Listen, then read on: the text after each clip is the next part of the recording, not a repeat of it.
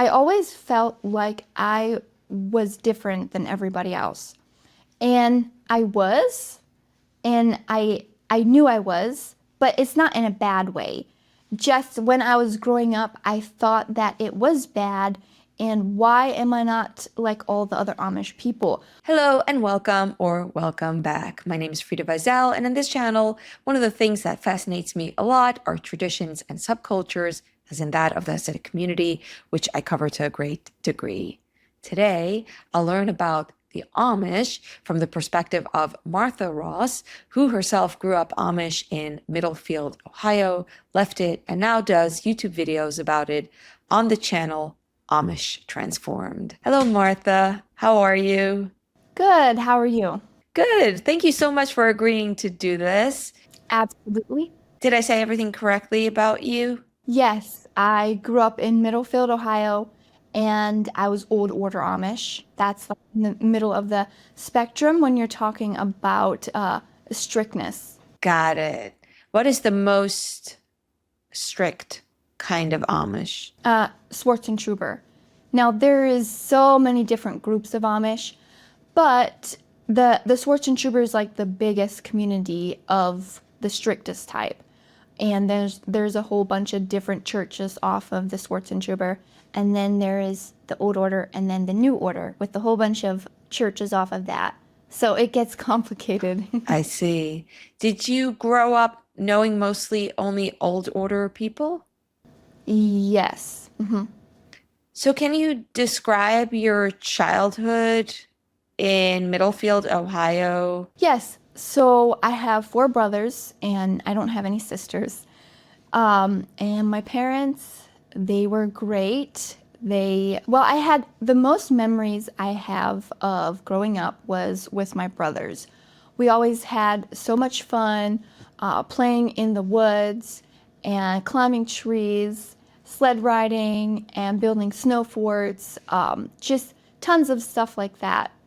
I was a tomboy because I just had brothers and we just loved hanging out every day. What kind of like property did you grow up? The environment in Middlefield, was it like farmland or was it suburban little houses? There's not many farmers at all in our community.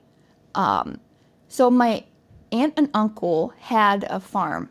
They bought it from my grandpa, I think, if I remember right. I was really young when that happened. But every now and then we went to visit them. You know, they had all the cows and the milk truck came to take the milk. But there was not many around where I grew up in. My dad he worked on a construction crew. And then afterward, when we were still young, he bought a business. So he was a hardware business owner. And our life involved a lot around working at this business when we were growing up, me and my brothers. Was the business in the house? No, it was like 1 mile from where we lived. In like a town square? Did the business serve other people from your community or just anyone? The business was super successful. We had it for many years, and it was a lot of Amish customers, yes, from our community, but there was also a lot of non-Amish customers that we had also on a daily basis. And it was in a like a town square, I guess you could say a town square. It's not a busy town, but people came from all over because my dad was good at what he did, at helping people out for whatever project they had. And my dad has an uncle and aunt who lives in Kentucky. They're also Amish, and they have a couple businesses. So he helped my dad a lot to start this business. And my dad is very smart, and he really had a successful business. Did you help out at the business? Yes, me and my brothers all worked there for a while, but I was the only one who really took interest in it. Where my brothers, they ended up all working on a roofing crew. They still do that to this day, and so I worked there the longest. And then I started doing part time at an Amish bakery after I think I was around 18 years old when I started that. So I had a little bit of time away from the business too. When you were helping your dad, was that when you were very young or like as a teenager? I was about 12 or 13 when I started, and then he sold it. I think I was maybe 20 years old, but it was about 19 years old when I stopped working there. Were you close to your dad? Yes. Yes, I was pretty close to my dad. I was not as close to my mom, but I was close to all my brothers at one point in my life, you know. Like when I was younger, my two older brothers, we were so close. And then they got a girlfriend when they were in Rumspringa. And then I started getting closer to my younger brothers. But yes, we always had a lot of fun. We were always pretty close. What about your mom? What did she do? My mom just took care of the household. You know, she did everything from cooking to cleaning. We had a pretty big house, and packing the lunches for my brothers. Well, I helped out a lot too at home. That's what you do typically in the Amish. The girls have to help out in the house. I did not enjoy housework except for cooking. So it was always a chore for them to get me to help my mom out a lot. But yeah, she never had a job outside of the home with us growing up, just taking care of the house. How is an Amish house different from a regular house? Well, we don't have electricity in the house. So what we would do is, it was in our community, it's battery operated lights and battery operated lots of other stuff too, like some appliances, small kitchen appliances, or they're coming out with more and more now. But first it was the big batteries that you put into like your car that we used for our lights. And then a lot of them are using like power tool batteries now. And they just charge it up with a generator. You have this pack, you put a whole bunch of batteries in there, and you hook it up to the generator, start the generator, and your batteries recharge. So that's what we would do in our community, but it's different, depends what community you're talking about. Let's just learn about your life, your community. When I ask you a question, you can just tell me what your own experience was. Like, did you have a phone at home? Yes, we had a phone shack. So it's a little building outside of the house. It cannot be in the house, and it had to be a certain amount of feet away from the house. I can't remember the rules. And the shack was not insulated. It was always cold in there in the wintertime, really hot in there in the summertime. And it's just one of those phones that has a cord on it that you pick up and you dial the number. And we were not allowed to have a voicemail or anything like that. I think my parents now have one. I think their church allowed it now. We were allowed to call people, but you don't call your family all the time. Like, if you're planning something, then you call them and you see them on the weekend. So you're not always in contact with your family like you would be if you would have a phone for texting, you know. What do you mean you're not allowed to call them? I'm not sure I'm following. Like, there are times that you're not allowed to make phone calls to your families or to your family? Well, we're allowed to call our families, but sometimes, you know, it's first you have to let the phone ring for a long while because they have to get their clothes on and run outside to answer it before it stops. So there's a lot of things like it's just not convenient to call your family all the time. So we only did it if it was a reason, like for when we're planning. That's why there's a lot of family gatherings. So you get to see your family, and that's how you communicate. You don't really call much on the phone. Not that you're not allowed to, it's just not convenient. Did you, like, as a teenager, go into the phone shack and chat with your girlfriends for like hours Yes, on the phone? yes, I did. Really? What are your memories? Well, I had a double cousin. It's just my dad and her dad were brothers. My mom and her mom are sisters. And she was always the closest person to me growing up. So sometimes we just called each other for no reason. And, well, maybe it was a reason, but then we just stayed on the phone for longer and just talked until our parents were like, Martha, come inside, we need to eat or something. So I have a lot of memories of that where I just stayed on the phone until my parents were like, okay, you got to get off now. What would you chat about? I guess a lot of what's going on in our life now. Like, I would get more personal with her, and she would be the only person that I would talk to about more personal stuff that I would never talk to anyone about, not my family or anything.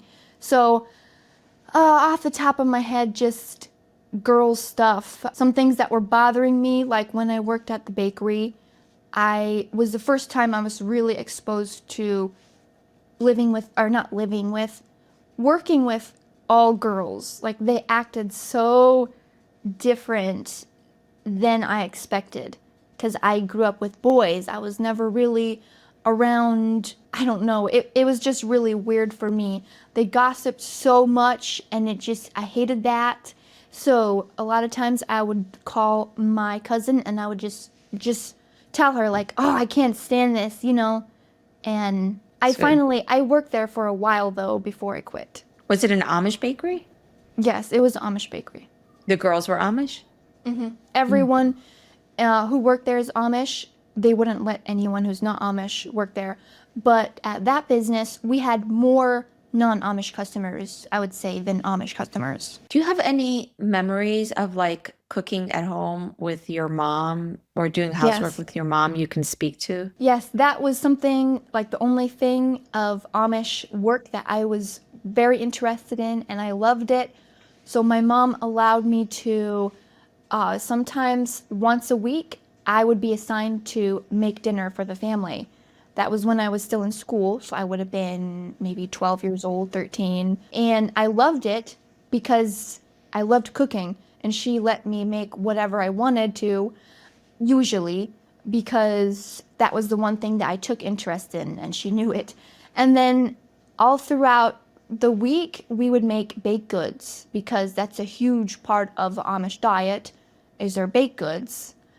We always had cookies or pies or bars in the house, and a lot of times my mom would assign that job to me, and I loved it. So I did a lot of baking in my lifetime. Did you have things that were different about your baking that made it Amish, like the equipment you used or something like that? There's not really any difference when you go into the Amish bakery and buy something that's like labeled Amish whoopie pies or whatever. It's labeled Amish because it's what we would eat. Like the Amish diet is the stuff that the Amish typically eat is always certain things, certain recipes. Everyone makes like the same stuff. And that's why it's called Amish, not that it has maybe any different ingredients. It could have sometimes, but it's just a lot of baked goods. The Amish we ate a lot of meat, dairy, casseroles. Had a lot of casseroles for dinner.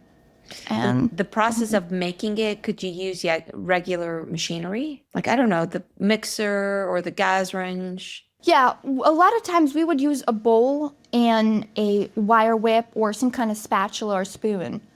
So we wouldn't have had a kitchen stand mixer to mix it or anything like that. And my sister-in-law actually has one now. They just recently converted one that was electric to battery. So some of them maybe would have it now, but we did not. We just had the bowl and just stir it up. Even at the Amish bakery, that's what we did. Except for the huge batches of donut filling, or the breads too. The white filling that goes inside of the donuts and the frosting on top, and then the breads we would make in a huge stand mixer, but it was air. I think it was like air pressure to operate it. It wasn't electricity there. Do you have any memories of like you and your mom doing housework since you're like the two only females in the household? Like, what are your memories that maybe can paint a picture of the life of the women in the house? My mom and I my mom would assign me a list of chores I had to do for the day. I didn't have much free time at all. So even this is when I was in school, because shortly after I got out of school, I had a full-time job. And I would have to maybe sweep the kitchen and the living room and take the rugs out to shake them off because there's no carpet, there's just rugs. And then I would have to swift the floor. We had like reusable Swiffer rags. And then I would have to mop the floor. And oh, I would also have to dust the furniture and maybe clean off the other stuff like the furniture. No, I would have to clean off the table and the chairs and refrigerator. And that happened about every week that we did all of that. Did you get to listen to something while you're doing all this housework? No, not unless when I got older and my parents were not at home, then I listened to my music when I had a phone. That was when I was in Rumspringa. Otherwise, no. You're just doing the housework and you're not listening to anything. No. Just quiet and doing stuff. My mom wanted to do stuff with me, but I preferred to just do it alone. And so she would maybe wash the laundry while I do the housework upstairs. And we usually did that on Fridays or Saturdays, I think. The washing machine that we have is like a wringer washer. So you have to feed the clothes through the wringer. And at first, it was like a motor, like a Honda motor. That was how you operated the washing machine. When we moved, then we had a battery-operated washing machine. And some people even have solar powered, like my grandma. But that's also a battery hooked to a solar panel. Do you have a day of rest? Yes, on Sundays. Sundays, every other Sunday, we go to church, Amish church, and it's only held at each person's home, like they would take turns. The church district's usually 20 families, 20 to 30. And then in between Sundays that we did not have church, we would sleep in, have some brunch. My dad always woke up and started making breakfast because my dad helped out more than a lot of Amish men because they only had one daughter. My mom didn't usually make breakfast on Sunday mornings. My dad did. That was a nice memory that I have. And we had eggs, sausage gravy biscuits, bacon, sometimes a breakfast casserole, pancakes or waffles, whatever. And that was delicious. Then afterward, later on in the day, we would go to visit family a lot of times. What are your favorite childhood memories besides your dad making breakfast? My brothers and I, when we were really young, my brothers had little farm animal toys.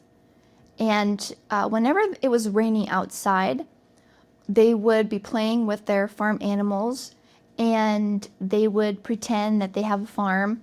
And I would pretend like I am the milk lady to come to all my brothers' farms and pick up their milk.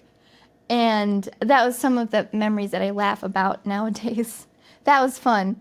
And then also we had some pets like dogs and rabbits. We had a pony, and then we also had a horse because the horse is for transportation. Did you enjoy having pets? Yes, I always loved animals, and I loved having a dog. Growing up, one time we had a dog that had like 9 puppies, and I think we sold most of them, but they were just the cutest. Oh, sweet. So, with regards to transportation, were you allowed to ride a car, or how did you get around? So horse and buggy was our transportation, except for sometimes it's either too cold or in the middle of the week when we only have a couple hours before bedtime and it would take too long to take the horse and buggy, then we would call an Amish taxi driver. So I always remember that.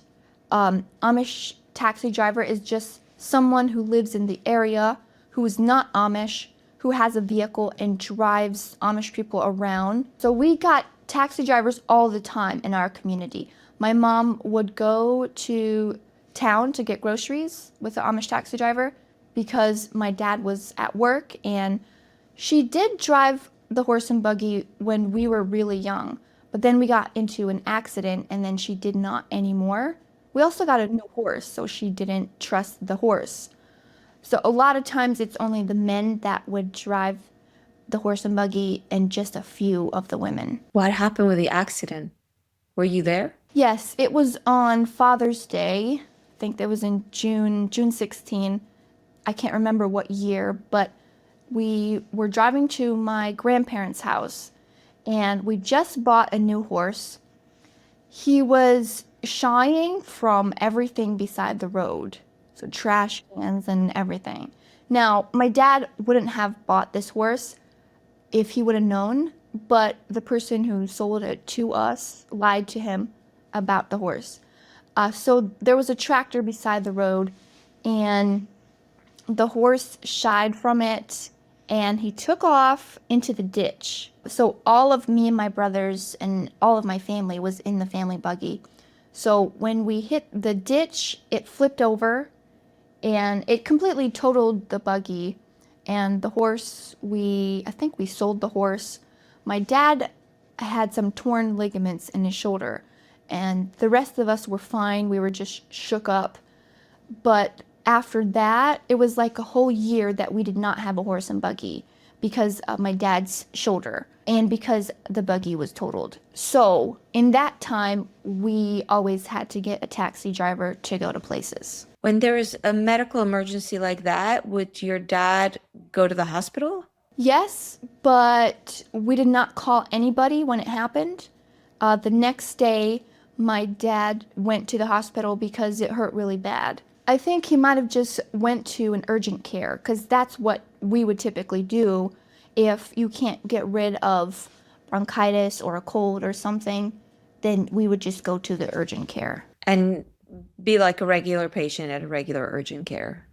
Yes. Can you talk about any memories that maybe tell us a little bit about the hardships of your childhood that might have been in your childhood? Besides for clearly not liking all the chores, which I sympathize with a lot. I didn't like chores either. I always felt like I was different than everybody else. And I was, and I knew I was, but it's not in a bad way. Just when I was growing up, I thought that it was bad, and why am I not like all the other Amish people? What I noticed was the way that a lot of the people around me acted and talked was completely not the way that my brain worked. Wouldn't be like something I would say. Of course, I felt more comfortable with my family, but when I went out to around other people, and I always noticed it, and I always felt like that. And I was told that all my life too, like you're weird. But it was kind of used as a joke. But I was different, and that was hard on me until I realized that I'm just me, and I'm not. I can't help it. Can you give an example by what you mean? How you were weird, so-called? I don't know. There was just like some experiences in my life that I know now is more normal, but like I had questions about why we had to dress this way and why everything had so many rules and it had to be so specific.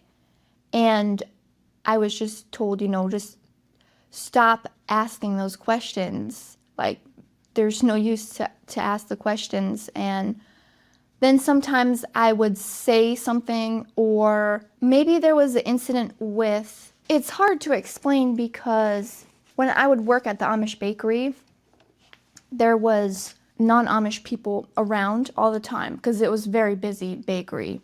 And the girls that were working with me, my coworkers, they sometimes said stuff about the non-Amish people while they were right there, but they said it in our Pennsylvania Dutch language. And I just couldn't stand it. But every one of them did that, and it was completely normal. The adults do that too all the time. And it's so rude, but I guess I was weird because I knew how rude it was. My dad did have a part in that too, because we owned a business, and he told me, you don't talk about non-Amish people when they're right there, that's rude. And there was some stuff like that where I knew that, it's different than the environment around me. I don't know if that makes sense. No, I get that. I get that a lot. That's very understandable to me. Actually, I was going to ask you about language. What's your first language? Well, it's Pennsylvania Dutch, and it's a dialect of German, but you can't write it, you can't read it. So we're taught this language or dialect when we're born. It's our first language. And we don't have language classes in school, but we would start speaking English when we go to Amish school because everyone speaks English there, but it's only Amish children. So if you don't know how to say an English word, you could say the Amish word because everyone will understand. And that's why a lot of Amish people's language is, the English language is not good. And I like that I had experience in the Amish businesses with non-Amish customers because it did help me with my language. But yes, Pennsylvania Dutch is a dialect of German, but we never were taught German. That subject is a little bit weird for the German language. Can you say in Pennsylvania Dutch? What do you mean by that, by the way? When we went to school on Fridays, we had like a German spelling book, and we did some German reading. And then the spelling book, you had to spell out the German word. And the German reading was just reading out of a sentence out of a book that was in German. But our teacher never explained like what the words meant, and I don't have a clue what they meant. It was just trying to read it. And so I can't speak German, and if I hear someone speak German, I don't know what they're saying. So it's weird how we were taught how to spell some German words, but nothing was ever elaborated on. I was actually going to ask you about Pennsylvania Dutch. Can you say a simple sentence in Pennsylvania Dutch like, I speak Pennsylvania Dutch. It is my first language because I speak Yiddish, which is language also related to German, and I want to know if I can understand you. Ich schwätze Pennsylvania Dutch, and das ist my first language. There's a lot of English words mixed into it in our community. I see. So like for how are you, it would be wie bist du. We say wie bist du in Yiddish, which means where are you, but we would say for how are you, wie machst du. So it's kind of similar, and I can understand what you're saying. That's very interesting. Cool. Yeah, that's very cool. We should try to do the interview in our own languages and drive ourselves crazy. We're like trying to connect. You know what I'm also really interested in before I talk about Rumspringa and your experience with that? I'm really fascinated about your experience in childhood. So I want to touch on just a few things that interest me. And one of them is fashion. Were you into fashion? What were like fashionable trends among women with the Amish garb? So when it comes to fashion, in the Amish, you don't have a choice of what to wear. They have a lot of rules, which is called the Ordnung, and that just consists of all the rules that the church has. So you can get in trouble if you don't obey. So there was, like, yes, when I was growing up, I always thought that I would love to wear a white wedding dress, but we're not allowed to do that. So it was just like a fairy tale daydreaming, you know. Why are you not allowed to do that? What's the wedding dress tradition? The wedding dress is just one of our regular dresses that has to be a dark color, and then a white cape and apron on, which is the same clothes that we would wear to go to church. The same thing. And then the head covering, there's specific rules with that. When I was growing up, there was a black head covering. And to go to church, it's a black head covering, but it's a different style. And that's only worn at church. And then once you're out of school, you start wearing a white head covering. And you wear a white head covering the rest of your life, except for church. You still wear the black one for church until you're married. And then on your wedding day, that's the last day that you wear your black cap. And everyone hates the black cap for church. So then after you're married, you just wear white for the rest of your life, but the bonnet is separate. The bonnet is the black one that goes on top of the head covering when you go out in public. There's so many rules for that. Interesting. So the cap is not the same as the bonnet? No, the cap is what you have to wear all the time. Like we would have to put our hair into a bun and put the head covering on top of it. You have to have your hair parted in the middle, and you have to have long enough hair so you can put it into a bun. Some communities are not allowed to cut their hair, the women, but even some people in our community. But my mom did cut my hair in a very strange way that damaged my hair, and I am still working on that to get my healthy hair. What do you mean in a strange way? She used, one of the plastic razors that you find at Walmart to like shave your legs. She would go like this on my hair to thin it out and cut it at the same time. And no one sees your hair because it's always up. So it doesn't matter what it looks like. My hair was terrible for the longest time, even after I left. So I'm always struggling with my hair. It looks great. It looks wonderful. Thank you. There's like no conversations about, are you going to wear your hair this way or this way? Because you always have to put it up in the same way. And same thing with the dresses. The dresses was a very sore subject for me when I got a little older because I liked colors like red and purples, different shades, and my mom did not want me to wear those colors. A lot of colors that are brighter or reds, yellows, orange, pinks was very frowned upon. It's considered more fancy. And my mom, every family has rules too. If you let your children have too much, then the bishop can say something. And my mom was pretty strict. So when I got older, I wanted these color dresses, and every time I went to pick out a dress, she didn't let me have it.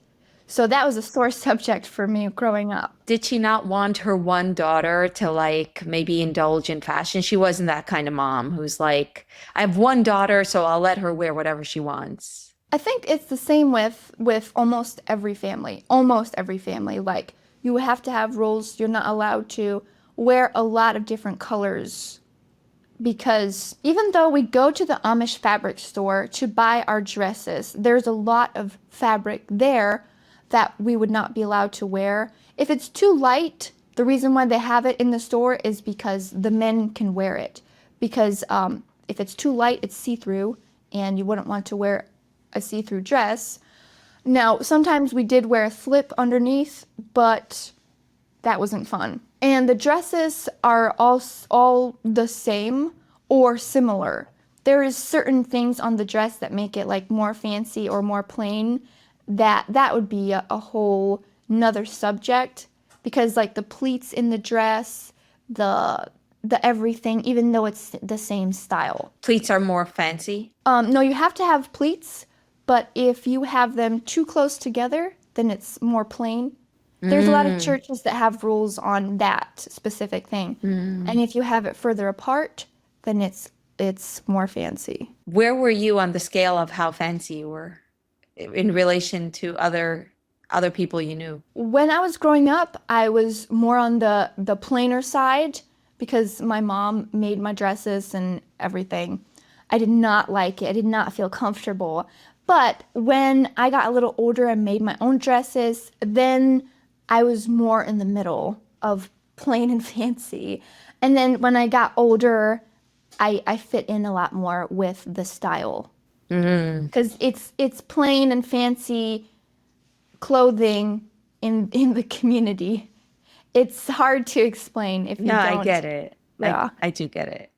It's not, to me, it's pretty self-explanatory. And that's probably because I also come from a Pretty world. self what? self-explanatory. Yeah. This is the last question about your childhood experience. I would love to hear a little bit about your education. Yes, education. I went to Amish school. I think you would just call it a one-room schoolhouse. It's about as big as your average house, and it's divided in the middle. We had first, second, third, and fourth graders in the one classroom. There was one teacher and I think one helper in that classroom. And then in the other classroom, there was fifth, sixth, seventh, and eighth graders with one teacher. And at one point, actually, we also had special ed in the basement. There was only like 5 or 6 children down there with a separate teacher for that. How many students in a class? On average, there was probably 6 per grade, so five or six, maybe 40 children, something like that, in the whole school. But the education is very basic.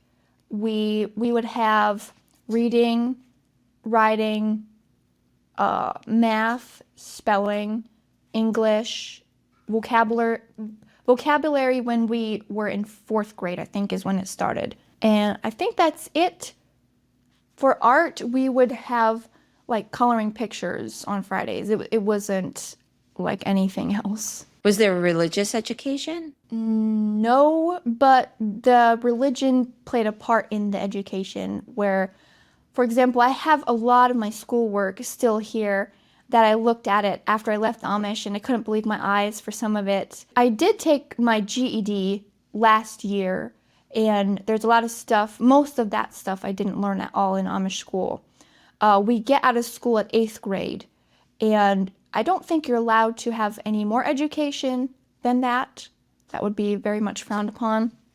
But some of the sentences were like, Mr. Miller did something in the math questions, and they would use like Amish names, Amish last names, or Amish occupations. Like they make their own, you can see they make their own education. And I didn't realize that it wasn't recognized by the government until I left as well. I was trying to get a job. So that's also like, they have some sort of thing to keep the government happy that they do. I'm not exactly sure what that is, but the education is very much whatever they want to teach. And then the teachers are usually teenagers. As soon as you get out of school, like 15 years old, you can become a school teacher. They don't have any other education besides what they had in 8th grade. And the teacher I had was about 30 years old from 5th to 8th grade. And I think she quit shortly after that, but she was not married. Usually the women who are teachers before they get married. So she quit because she got married? No, she actually went to a different school. There was a couple other things. I think she was going to get fired if she didn't go to a different school or something. Did you have any teachers that made an impression on you in a good or a bad way? Well, the teacher from 5th to 8th grade, she was very bossy. I don't know what the word would be, but you know, the Amish life consists of a lot of rules, and she had so many rules. Like even to the last week of school, she would be making new rules, and you couldn't keep track of it. I don't know how she kept track of it. And it was so overwhelming for her students. My brothers and I complained every day. And then my dad became president of the school, which is a 2-year term. At the end of my 8th grade, I almost refused to go to school the last couple weeks because she was not treating people fairly. There's some other stuff she did that she should not have gotten away with at all. But then whenever the parents would come to school to visit, then she would be so friendly and nice, until they left. That was not a good experience, and it took me a while to forgive her, but I forgave her. It was just my brothers and I we couldn't wait to get out of school. We hated it because of that. And the rules was just stuff that she made up, basically. And then when after my dad was president, they started finding out more stuff because they were paying attention then because I told my dad everything. And then that's why she almost got fired. After school, you went to work at your dad's shop. And can you talk about Rumspringa? I mean, maybe let's start by defining what it is and what your experience of it was. So Rumspringa is something that almost all Amish children look forward to because they feel more like an adult. At the age of 17 is when I started Rumspringa, and the whole point is to find yourself an Amish partner to get married to. And you do get away with doing other things with your friends because you're not a member of the church yet. So I would go have sleepovers at my friend's house. And this was also when I got to hang out with a lot more girls, which I wasn't used to. And for me, that experience was uncomfortable. My friends were giving hugs to each other, and that's not something that we experience in our life growing up. We don't hug each other. We don't kiss each other. We don't say I love you. Your parents were not physically affectionate? No, not at all. I don't know if anyone is. There might be a couple families, but for my family, no. And when I started Rumspringa, that was something that I had to get used to and get comfortable with, is to hug my friends. And then we had sleepovers, and I always felt different there too, because one of the things I hate the most is gossip.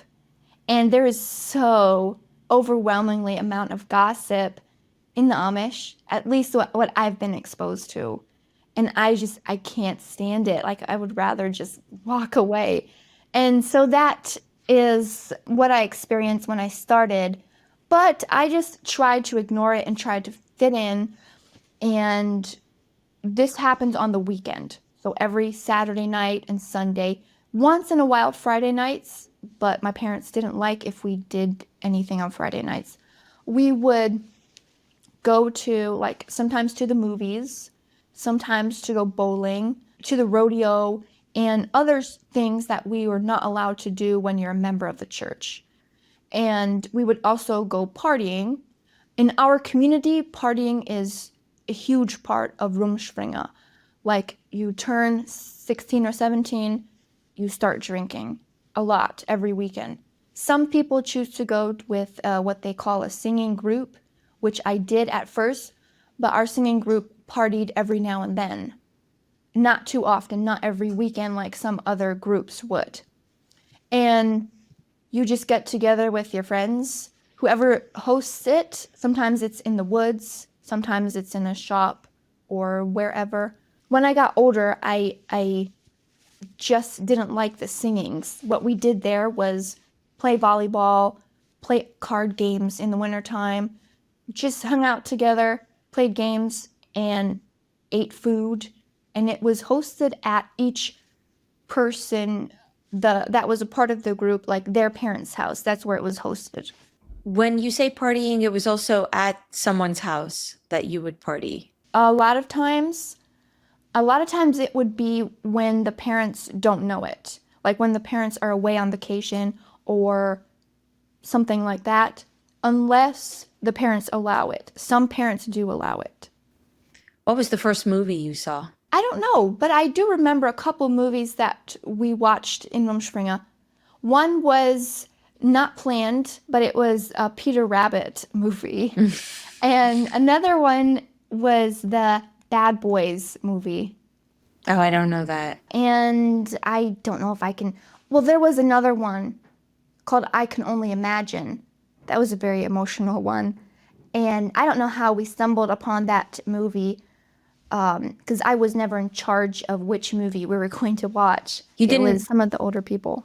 Oh, you didn't actually go to the theater? Yes, to the theater. Oh, you did go to the theater. Yes. And some people in the Amish, when they have Rumspringa, when they're in Rumspringa, they would have a DVD player where they can just put the movie in there. And I actually had one when I was a little bit older, not when I started Rumspringa. but we would plug it into the inverter and the inverter to the battery. So that's why we could do that at home too. When you go to the movies in Rumspringa, are you wearing the full Amish garb? Yes, yes. Do people stare? Well, where in Middlefield, Ohio, there is a lot of Amish there. And so we went to like Warren, Niles, Ohio to the movie theater. There's always Amish there, so people are familiar with it. Like they know. So not typically. Sometimes when we went on vacation, we went further away from Amish community, then yes, people do stare. If you are in Rumspringa and let's say you want to go to the movies, you just tell your mom and dad, all right, I'm going to the movies, and they're like, okay, cool, it's fine. Yes and no. Some of my friends would tell their parents they're going to movies, and some of them would not because they know how their parents are going to react. So I would tell my parents I'm going to the movies. I would tell my parents that I'm going to my friend's house for a sleepover, and then I wouldn't tell them about the parties. Maybe I would afterward, but a lot of times I wouldn't tell my parents I'm going to a party. I would just say I'm going to this person's house. So, you know, in the popular imagination, a lot of what people imagine Rumspringa to be is the parents say, go out and have as much fun as you want, go wild, and then after Rumspringa, you'll decide if you want to join the church. How does that connect to your own lived experience? Well, that is a popular thing for people to believe, but it's, at least for my experience in our community, it's the farthest from the truth. You know, there's a lot of rules that we still have to follow that our parents try to make us follow. But there's things like some of the stuff I mentioned, the places we went to, that they did the same thing when they were in Rumspringa to go to these places before they're a member of the church because that's the only time they're allowed to. And partying, the same thing. They would party when they're in Rumspringa, so they know that their children are going to do that as well. So when it comes to clothing in Rumspringa, you would be allowed to, I was allowed to wear more dresses, more different colors, not a lot, but a little bit. I was allowed to have a hoodie, which we're not allowed to have a hoodie if you're a member of the church or when you're growing up. And when I started Rumspringa, just before, I was allowed to, for the first time, have a jacket with a zipper, because you're not allowed to have that. And I was also allowed to have shoes with a little bit of white on the bottom. Otherwise, it just has to be black. So when you're in Rumspringa, I would buy my own clothes, and I wouldn't tell my parents. But sometimes my parents did throw my clothes away. That really, really annoyed me.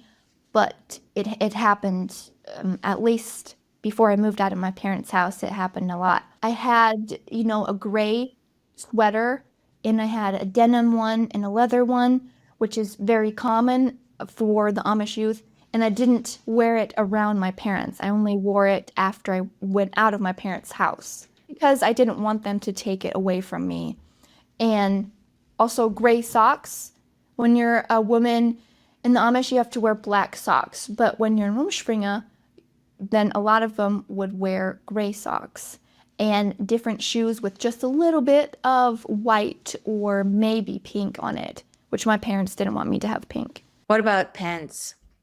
Could you wear pants? No pants. I never dressed anything except for Amish when I was in Rumspringa, just because I feared my parents too much. My parents were very strict about the Amish clothes. And Amish clothes is our religion, and you have to dress this way. So I didn't dare to get other clothes. The only time I would have other clothes is for pajamas. I had to wear a nightgown for a long time till finally my parents allowed me to have like a top and bottom. And I would always hide that from my parents too because I knew they didn't like it, and they did throw some of mine away just because it wasn't a solid color. But it depends. I wasn't allowed to wear it in front of my brothers, so I didn't unless my parents weren't at home. Some stuff like that. Were there girls in Rumspringa who did come to, let's say, get-togethers in jeans? No. No. Not unless it was a party, because a party is where no adults are around. And then sometimes some of them would dress in non-Amish clothes. And it was more like that right when I completely stopped going to parties. At first, it wasn't as much.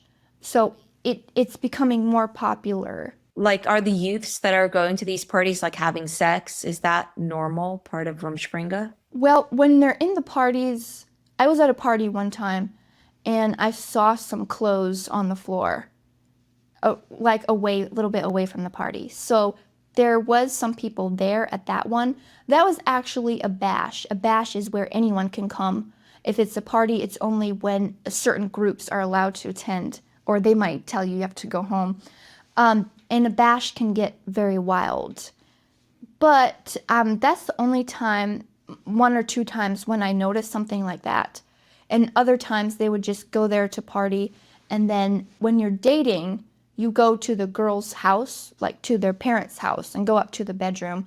And then when you're with a party group, you would, sometimes those things happen. There is a lot of pregnancies before marriage that happen in our community. We're told we're not allowed to have sex before marriage, but we don't have any sex education.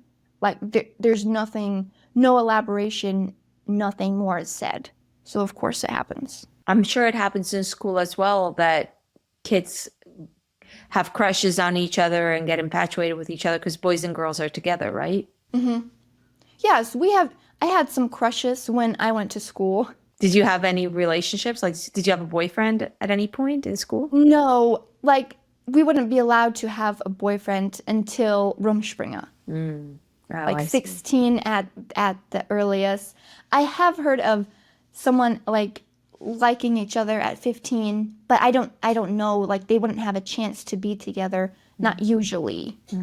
You want to talk about how you ended up leaving? Did you leave before you got to join the church? Yes. So first, I did have an Amish boyfriend for 6 months. That was when I was 18, just before I turned 18. And when I was dating him, he came to my parents' house and we went up to my bedroom. And this usually happens on Sunday nights and when it's dark. Like that would be after the singing or party or whatever. Usually it was singings because at that time I was still with the singing group. And he just came over and we sat on my couch and talked. It was very awkward because I first time I was alone with him and it was just so awkward. And we might eat something and then he would go home about midnight. And then a couple of weeks later, he asked me to go steady. And what that means is he comes on Saturday nights when he doesn't have church. And he stays for the night until Sundays. And then Sundays we would do something, maybe go to the singing group until later on. Then he would come back to my house and then stay there for a couple hours and then go home. And it was just the most awkward thing that happened to me. I tried to have feelings, like romantic feelings for him. And I thought there was something wrong with me because I couldn't let myself let him hold my hand or kiss me. I never kissed him. We were dating for 6 months and it was just so weird. But finally, after 6 months, I broke up with him and I couldn't make myself love him more, even though I know he did really like me. What made you pick him, decide to date him? Well, I didn't pick, he did. Got it. Like, what happens is the boys would pick a girl if they were interested in one of the girls, and then he asked one of the other girls' boyfriends to ask his girlfriend to ask me if I wanted to go on a date with him. So he didn't actually speak to me directly before that. And then I said yes after thinking about it for a little while. And then we started dating. So what happened after you broke up with him? Well, I went back to that group And he was there too, the exact next weekend. And I didn't like that. So I think shortly after that, I went to a different group. I was trying out different groups with my other friends, and it was party groups. And that's when I started drinking more. So I felt more like lonely. All of my friends were getting boyfriends, getting married, and so they didn't spend time with me anymore. And I just felt like I'm the oldest girl in the group, and the younger girls are looking up to me, and I'm not having fun at all. It was terrible at that point. I did not like it. So I just started partying more, and we started drinking more. And then when I was 20, that's when I moved out of my parents' house. Where did you move? I moved about 2 miles from where my parents lived we have a non-Amish family that we're friends with. And they had a house that was empty, just a small one that I moved into. And that's like the age that you're supposed to get baptized in the Amish. It was just before I was 21. And so people were starting to wonder, like, when am I getting baptized? We sit by age in church, so I was like the next girl who was not baptized, and the girl behind me, who was younger than me, got baptized. So there was one other girl that was older than me. She didn't come to church often, but she wasn't baptized either. How many of your brothers are older than you? I have two older brothers and two younger Okay, ones. I thought so. So your brothers, they got baptized in the church? Yes, my brothers got baptized and then they get married. You have to be baptized before they allow you to get married. So that's why a lot of them would wait until like they have a boyfriend for a couple years and they're ready to get married. So then they get baptized so that they can get married. Ah, I see. So people are waiting for you to get baptized, and what happens? Well, when you get baptized, that is how you join the church. Like you become a member of the church when you get baptized. And I was not quite ready for that. Now, I wasn't forced to at that point, but my parents they were like they threw some of my clothes away that I had for a very long time. It was just out of the blue weird stuff that I felt so pressured. So that was why I really wanted to move out, and that's very rare for especially a girl to move out of their parents' house before they are, if they're not married, they usually wait until almost 30s or up 20s. So when I moved out, I had a lot more space to think and to like think over the questions I had growing up that were never answered, like before I made the commitment to join the church, because I didn't want to join without just knowing why we do things. So what happened next? Well, I started, just researching on my own, like why do we actually have to wear a head covering at all times with the 101 rules for just the head covering, all of those stuff. And then I talked to a couple people in my family about it, asked questions, and I didn't get anywhere. Like I was just more confused than ever. And then I couldn't believe that they would be with the church for so long, but not even know the answer to these simple questions of why are you then following that if you don't know why? It just didn't make any sense. It doesn't make sense. Like, I wanted to know why. So because I didn't get any answers from any of my family and the people around me, then that's why I just searched on my own. And I was like, well, they claim to use the Bible, so I wanted to see what I could find in the Bible, because they don't tell you where. They just say, oh, it's in here. So I wanted to find out where, and I really started searching, and I found some stuff, but it didn't match up at all. So it was very confusing, and I finally was like, I don't know. Like it's just too confusing. And that's when Tyler came into the picture then. So Tyler's my husband now, but we started dating. He's not Amish.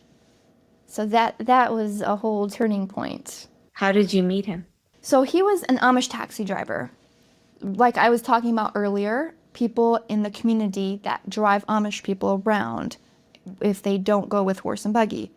And it was on the weekends, so that would be Rumspringa, with me and my friends. We called him to take us to places.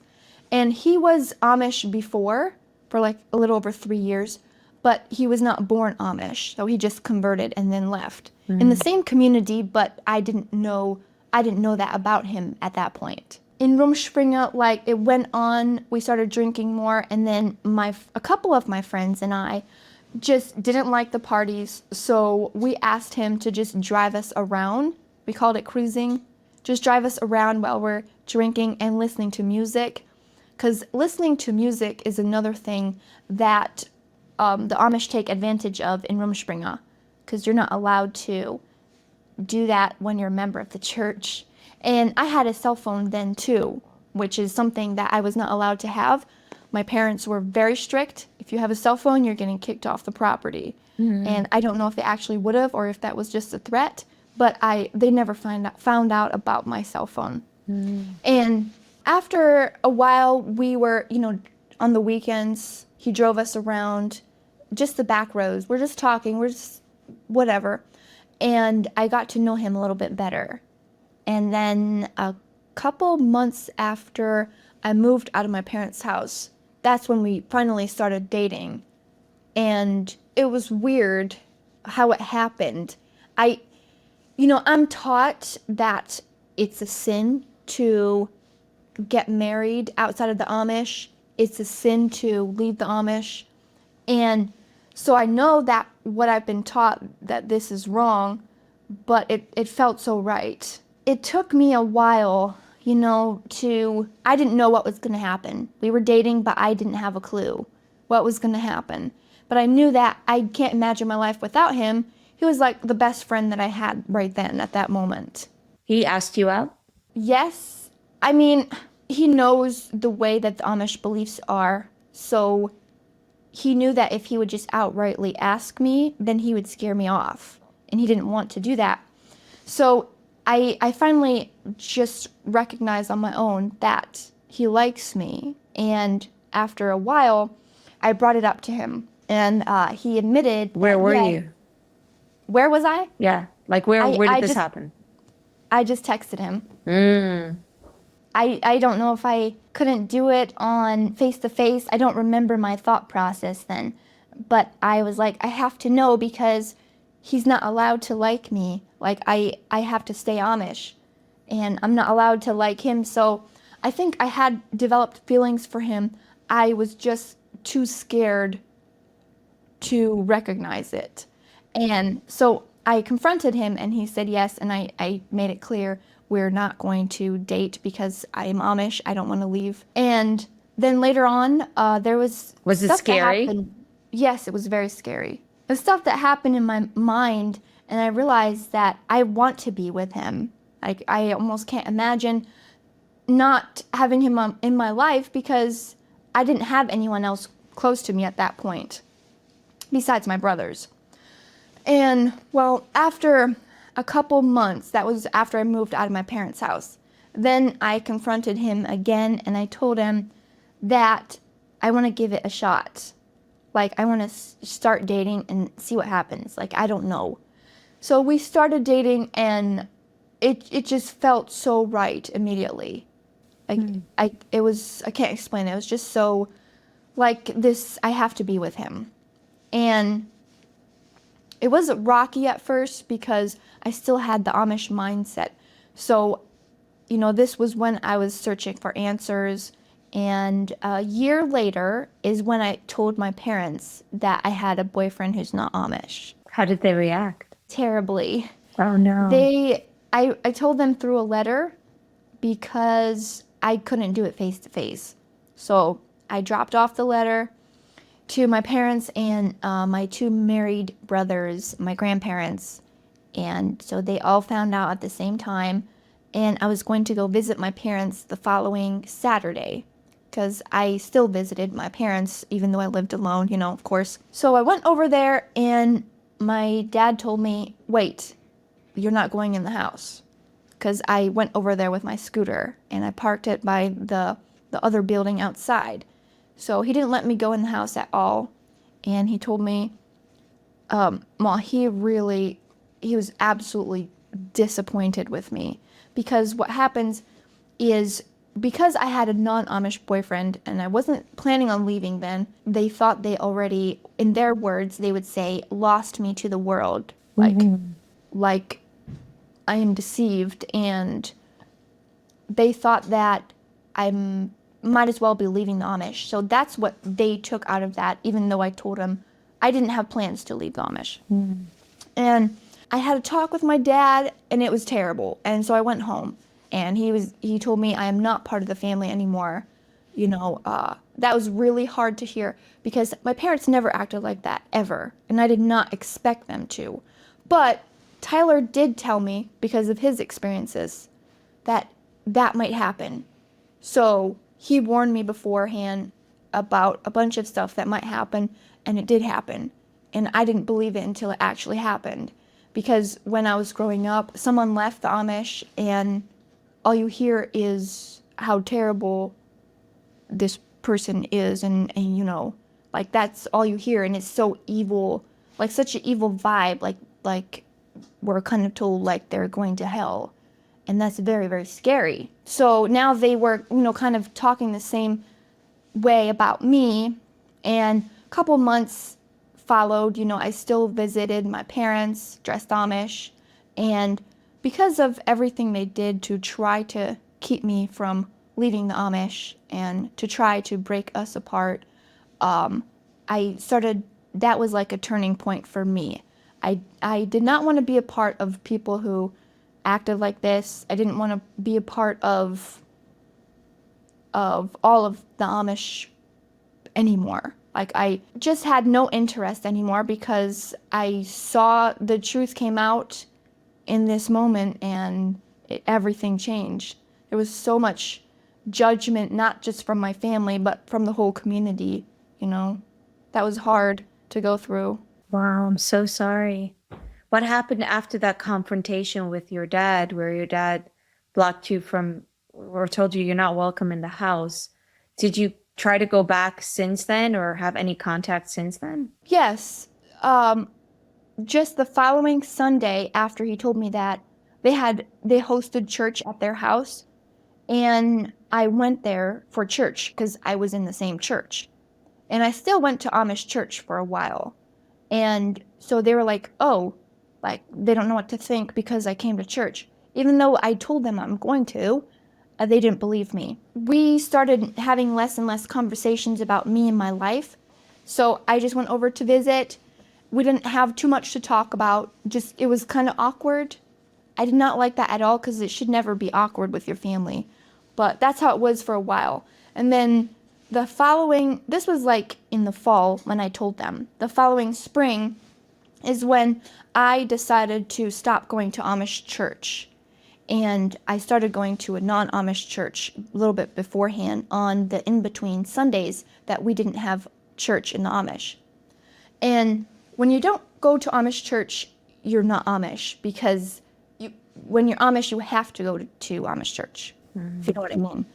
So it changed again, but I started shortly after that not dressing Amish to go everywhere except for to visit my parents, just because I knew that, just out of respect, and because I knew they might not allow me to visit if I didn't dress Amish.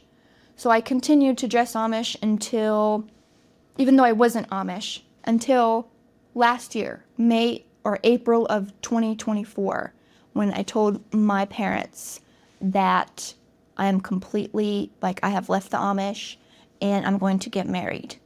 And that's the last time that I saw my parents. You told them in person? Yes, I told my dad, not my mom. How did he react that time? He told me that he knew this was coming, and he knows he can't change my mind, but your relationship is not going to work out, and everything's going to come crashing down. And when that happens, you are not going to come run to us, because we are not going to help you.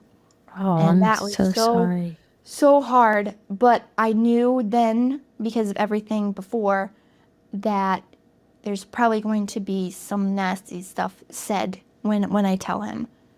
But I didn't say much. I just told him my decision, and then I left. Oh, I'm so sorry about that. That's the last contact you've had with your family? What about your brothers? Well, my two younger brothers, they're still in Rumspringa.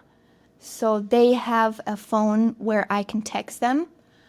But since Tyler and I were dating and they knew about it, then everything changed for that too. Don't text me much at all, especially now since I moved away from the Amish community and I'm married. They rarely ever text me, and if I text them, they don't interact much. They're just like I'm like, how are you? And they're like, good. And there's no, I have to come up with some kind of response to keep the conversation. So that's kind of hard. The only other contact that I have with my family is letters. A lot of my aunts and my grandparents and some of my cousins have written a letter back to me because I wrote them a couple letters, and my married brothers as well and their wives. But my parents have never responded to my letters. Do you write to your parents? I do, yes. Can I ask what you would write to them or on what occasion? Yeah, so writing letters is a big part of Amish life, because we don't have a phone to text unless you're in Rumspringa. Then you sometimes do. But I usually just write about my life. Like, there's specific stuff I wouldn't mention, but I would be like, they know I like cooking, so I might mention something that I cooked or that I want to make. I want to make a cookbook one day, so I mentioned the update on that. They already knew that about me. And maybe something about my work. I used to work at a factory, and that's the conversation that we always had because they knew about that.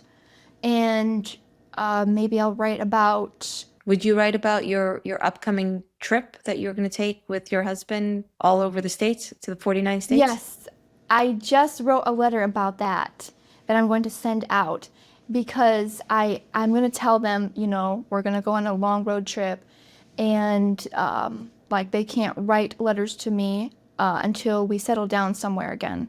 But I will write letters to them to keep them updated. If they want to contact me, they can call me because they do have my phone number too. I just rarely ever get a phone call. Do you think that things will change with your parents? I hope so. We are praying for that, and a lot of times what I have seen is it takes a while for Amish parents to come around to speaking to their children again sometimes. Now, usually when you're not a member of the church, like I was not, then you wouldn't get shunned. And shunning can look different, but for me, shunning meant that I'm not supposed to have contact with my family. Maybe after a little while, they'll come around and want us back in their life. The only thing I'm worried about is they might ask that Tyler will not show his face there, but they want to see me. And we're married, so I can't disrespect him like that. So I'd also have to have boundaries if that happens. But I do hope that one day soon they want to have me in their life again, because I really would love to just be a part of normal family, even if they're still Amish. Do you think you would have a hard time forgiving how your dad spoke to you and how they cut you off? No, because I know the Amish mindset.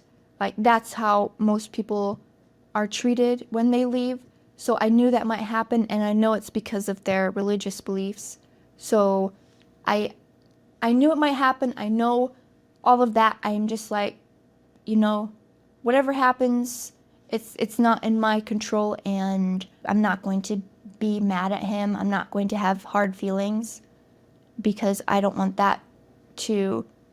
I'm just going to pretend that he didn't say that. Who do you miss the most? Probably my brothers and my two nieces. Well, my one niece for sure, because the second niece, I only saw her as a newborn, so I didn't really have too much of a connection to her. But my older niece, she's 3 years old now. I do miss her. To wrap up the interview, can you share maybe what you like most about the greater modern world you're in and what you like least? I guess what I like the least about the non-Amish life that I'm living now. A lot of times in the Amish, like when you're Amish and you're following the rules and you're a member of the church and you're just doing what they say and tell you to do, then they have their funds to help you out in need. They have their family gatherings. They have, like, if you're in good standing with them, they treat you well. But here in the non-Amish world, it is a little bit different where you don't get much help. There's not many family gatherings, and well, you have to go by the government laws. And I wish the Amish would go by those laws too. That's something that's frustrating, but that's a big difference, you know. What about maybe something that you really like? Something that I really like is just the freedom to, wear what I think that I like and experiment with my hair and just kind of do more of what I like and what I feel is right instead of always being controlled and not having a choice. There's so much power in what we express through our clothing, and there's something very empowering to be able to express ourselves through our clothing. Yeah.